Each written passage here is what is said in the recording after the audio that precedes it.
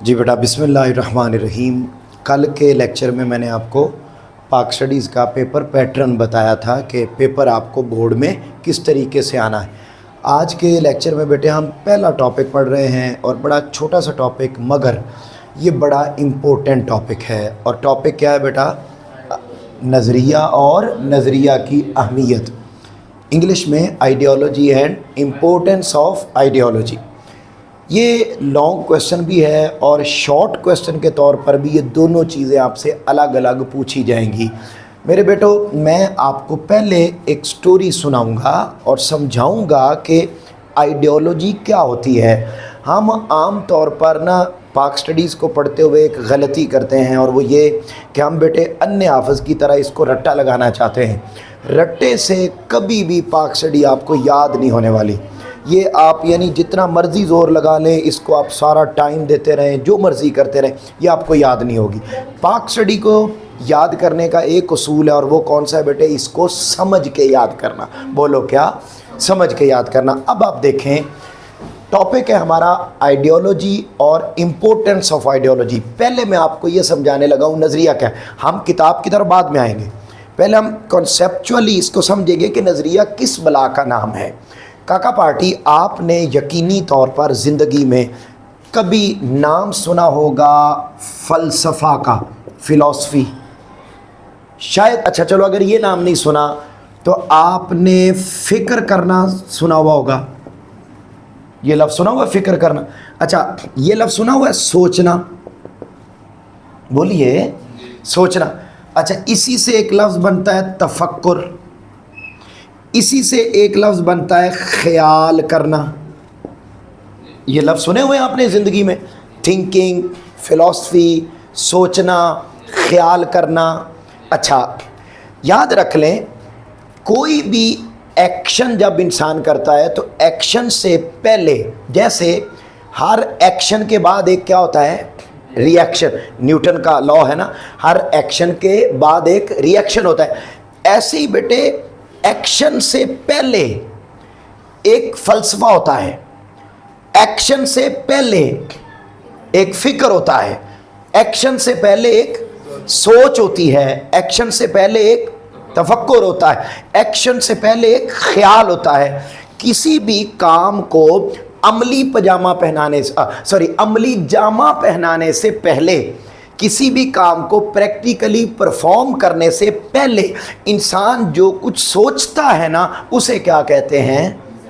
मसलन आपने बेटे एकेडमी आना था, तो जब आप एकेडमी आए नहीं थे, आपने सिर्फ नाम सुना था कि एक राइज एकेडमी है, ये एक बनी है। अच्छा, आप जब इसके अंदर के एनवायरनमेंट को नहीं जानते थे, तो यहाँ आने से पहले आपका एक ख्याल था कि अच्छा ऐसी एकेडमी होगी, वहाँ पर ये सर होंगे और ऐसे सर भी पढ़ाएंगे जिनको देखने का सवाब मिले। अब आप जानते नहीं थे कि कैसे, आप खुश्क पानी के बारे में जानते नहीं थे। अच्छा, आप जानते नहीं थे कि कैसा क्लासरूम होगा, कैसा वाइट बोर्ड होगा, कैसे टीचर पढ़ाएंगे क्या, लेकिन इसके आपको पता तो नहीं था, लेकिन आपका ख्याल था कि एक ऐसी एकेडमी होगी, ऐसे पढ़ेंगे, ये होगा वो बेटे प्रैक्टिकली एकेडमी में आने से पहले आपका जो ख्याल बना कि ऐसा होगा, उसको क्या कहते हैं? और मिसाल देता हूँ, दो देता हूँ, बड़ी सादा सी। या पहली एक और एग्जांपल, आपने बेटे घर बनाना हो नया, तो नया घर बनाने से पहले आप क्या बनाते हैं उसका? तो जो घर बना वो है एक्शन, वो जो नक्शा बना, बोलो वो क्या है? नजरिया, वो है सोच कि ऐसा बनाएंगे। अच्छा, जब वो नक्शा बन रहा था तो आपके ذہن में था अच्छा ऐसा डबल स्टोरी घर होगा, ये होगा, वो होगा, वो होगा। तो वो बनने से पहले आपका जो ख्याल था, जो सोच थी, उसको क्या बोलते हैं? बोले बोले ऊंचा, नजरिया। एक और बात, 1940 में मैंने सोचा, कायदे आज़म मोहम्मद अली जिन्ना ने सोचा कि मैं क्या बनाऊंगा? एक Pakistan, we will establish a separate homeland, हम एक अलग मुल्क बनाएंगे। ये किसने सोचा? अच्छा, वो बना कब? बोलो 1947, 1947 में बना। बेटे वो 7 साल तक एक ख्याल था कि ऐसा मुल्क होगा, जहाँ पर करप्शन होगी, लूटमार होगी, गुंडागर्दी होगी, नहीं, जहाँ पर अमन होगा, पीस होगा, लोग बड़े इक्वली रहेंगे, कोई प्रॉब्लम नहीं होगा। एक ख्याल था बेटे। जब 1947 में वो बन गया तो बनने से पहले जो सोच थी, उस सोच का नाम क्या होता है? नजर। समझ तो नहीं आई? अब एक सादा तारीफ और समझाता हूं कि हर एक्शन के बाद एक क्या होता है? बोलिए बोलिए, एक रिएक्शन होता है। लेकिन हर एक्शन से पहले बेटा एक थिंकिंग होती है, एक सोच होती है, एक फिक्री खाका होता है, एक स्केच होता है। नाम सुने हुए हैं ये सारे मेरा पुत्र। वो जो एक्शन से पहले सोच होती है, इंसान शादी करता है, अब शादी से पहले उसका ख्याल होता है कि ऐसे बेगम होगी, ऐसे ख्याल रखेगी, ये करेगी, वो करेगी, वो करेगी, वो अब शादी से पहले जब सोच रहे हैं मेरा हस्बैंड होगा, नहीं हस्बैंड क्या होगा? हस्बैंड, वो ऐसे करेगा, ये करेगा, वो करेगा, वो करेगा, वो बात से पता लग देने की है, ठीक है। अच्छा, फिर यही हाल मर्द। तो वो जो शादी से पहले आप सोच रहे होते हैं, ख्याली पुलाव हो, ठीक, वो जो शादी से पहले का आपकी थिंकिंग होती है, उसको मेरा पुत्र आप क्या कहते हैं? एक्शन बेस किस पे कर रहा है? बोलिए, थिंकिंग पर। तो जिस चीज पर एक्शन बेस करे उसे हम क्या कहेंगे? नजरिया। अच्छा, नजरिया का एक और काम होता है कि आपकी ज़िंदगी में जितने प्रॉब्लम आए ना, उस नज़रिए की वजह से वो सारे प्रॉब्लम सॉल्व हो जाते हैं। क्या? नज़रिए की वजह से सारे प्रॉब्लम। अच्छा, ये दो बातें आपने ज़हन में रखनी है। अब आओ अपनी बुक पर। पहले नंबर पर तो आप एक MCQs अंडरलाइन करें कि पाकिस्तान बड़े सगीर में एक मुल्क बना। ये बोर्ड का MCQs, और ये कब बना है? 20th सेंचुरी में, 20वीं सदी में। पहली लाइन में लिखा हुआ है पाकिस्तान 20वीं सदी का अहम तरीन वाक़या है। ये तो MCQs के तौर पर आ गया। इंग्लिश में ये भी अंडरलाइन करें MCQs। इंग्लिश में अंग्रेज़ी को नज़रिए को अंग्रेज़ी ज़ुबान में आइडियोलॉजी कहा जाता है, उर्दू में इसे नज़रिया कहते हैं। अब आ जाते हैं हम इसकी डेफिनेशन। हमने टोटल यहाँ 6 डेफिनेशंस लिखी हुई हैं, इनमें से हमने 3 डेफिनेशंस करनी है। पहली डेफिनेशन बेटे ज़रा आप ही मेरे साथ बोलें, ऊंचा पढ़ें। क्या लिखा हुआ है? किसी शय को, यहाँ से जो पहला स्टार बना हुआ है ये डेफिनेशन, ऊंचा बोलिए। क्या? किसी शय को वजूद में लाने के लिए जहन में जो सोच, फिक्र और नक्शा उभरता और कायम होता है उसे क्या कहते हैं? बताओ, जो मैंने समझाया वही है या कुछ और है? वो कहता है किसी भी काम को करने से पहले उस काम से मुताल्लिक जो नक्शा उभरता है, जो सोच आपकी बनती है, जो ख्याल आपके जहन में आता है, किसको करने से पहले? किसी भी काम को करने से पहले उस काम के बारे में जो सोच, ख्याल, नजरिया, उसको हम क्या कहते हैं बेटा? बताओ, तारीफ याद हुई है या नहीं हुई? अब मैं आपको अन्य हाफिज की तरह रीडिंग करवा के ऐसे गुजर जाऊं तो आपको पाक शरी समझ, और लेकिन इस तरह समझाने के बाद अगर आपने याद ना किया, देन आई विल पाएंगे यू लम्या, ठीक है, एंड मारिंग टू मच, ठीक है, एंड रोलाइंग टू मच, ठीक है। तो काका पार्टी अब दोबारा फिर पढ़े, क्या कह रहा है? किसी शय को, अभी याद करनी है डेफिनेशन, बोलिए। किसी शय को वजूद में लाने के लिए जहन में जो सोच, फिक्र और नक्शा उभरता और कायम होता है उसे हम नजर। अच्छा, इसके बाद अगली डेफिनेशन पढ़े, दूसरी। मेरे साथ अपनी नहीं, आलू ले लो, मटर ले लो, टमाटर ले लो, ठीक है, मंडी ज नहीं आए, क्लास में बैठे, मेरे साथ पढ़ना है। दूसरी डेफिनेशन क्या कहता है? किसी भी मकसद के हुसूल के लिए बनाया गया फिक्री खाका। फिक्री खाका मीन स्केच। कहते हैं कोई भी ऑब्जेक्टिव आपने बनाया, कोई भी आपने काम करना चाहा, मकसद कहते हैं काम कर, कोई भी आपके लिए, मैंने ये स्कूल बनाना है, मैंने ये कॉलेज बनाना है, मैंने ये यूनिवर्सिटी बनानी, मैंने ये ऑफिस बनाना है, मैंने ये बिजनेस स्टार्ट करना है। बिजनेस स्टार्ट करने से पहले आपके जहन में जो स्केच बना उस काम के बारे में, उस स्केच को हम क्या कहते हैं? नजरिया। कायदे आज़म मोहम्मद अली जिन्ना ने पाकिस्तान बनाने से पहले एक स्केच बनाया कि यहाँ पर अदल इंसाफ होगा, मसवात होगी, अखुवत होगी, बराबरी होगी, इक्वालिटी होगी, यहाँ पर जुल्म नहीं होगा, करप्शन नहीं होगी, लूटमार, वो लंबी लिस्ट कायदे आज़म ने बनाई। वो अलग बात है कि हुआ उसके उलट। لیکن وہ جو اسکیچ بنایا تھا اس اسکیچ کو کاکا پارٹی کیا کہتے ہیں؟ نظریہ۔ پلے تے نہیں پئی گل؟ اچھا، ایک یہ دو ڈیفینیشن تو یہ ہو گئی۔ اس کے بعد ہم نے آخری ڈیفینیشن، یہ جہاں لکھا ہوا نظریہ سے مراد ایسا ضابطہ یا پروگرام، ادھر دیکھو میری طرف۔ پہلے میں نے آپ کو دو باتیں سمجھائیں کہ ہر ایکشن کے بعد کیا ہوتا ہے، اور ایکشن سے پہلے جو فلسفہ اور تفکر اور تھنکنگ، سوچ ہوتی ہے، وہ کیا کہلاتی ہے؟ نظریہ۔ تو نظریہ کس پر بیس کرتا ہے؟ تھنکنگ پر، فلسفی پر، سوچ پر۔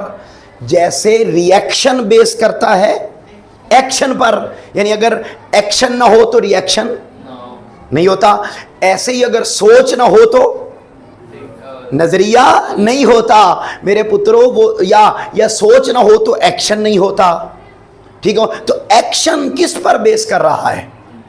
تھنکنگ اور فلسفی پر۔ کاکا پارٹی آئیے ذرا اپنی بک پر اور اس بات کو ذہن میں رکھے، پہلا جملہ ذرا بولو، کیا کہہ رہا ہے؟ نظریہ سے مراد ایسا ضابطہ یا پروگرام جس کی بنیاد فلسفہ و تفکر پر رکھی گئی ہو، یعنی ایسا پروگرام جو بیس کرتا ہو کس پر؟